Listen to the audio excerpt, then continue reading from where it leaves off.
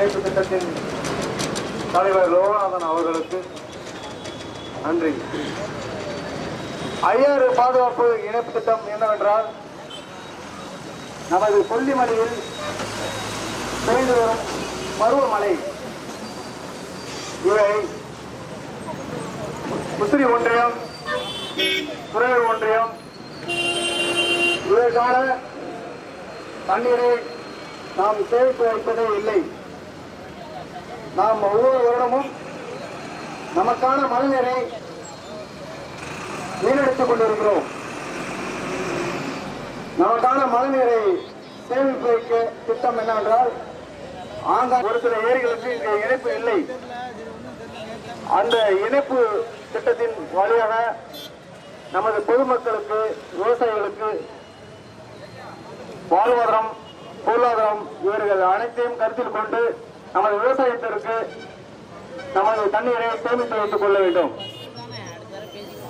நாம் ஒவ்வொரு வருடமும் தண்ணீரை வீணடித்துக் கொண்டிருக்கிறோம். ஒவ்வொரு வருடமும் நமக்கான தண்ணீரை நாம தான் சேமித்துக் கொள்ள வேண்டும்.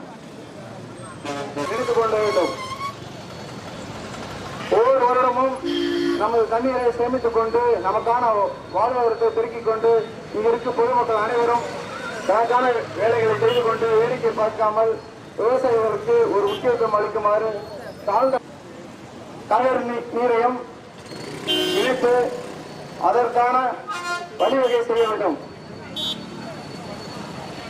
பக்கத்து ஸ்டேட்டில் உள்ள ஆந்திர மாநிலம், அங்கு ஸ்டேட்டில் உள்ள நதிகள் எல்லாம் அங்க இருக்கும் நீர்களை அனைத்தும் ஒரு டிஎம்சி கூட தண்ணி வேஸ்டாக வெளியில போவதில்லை.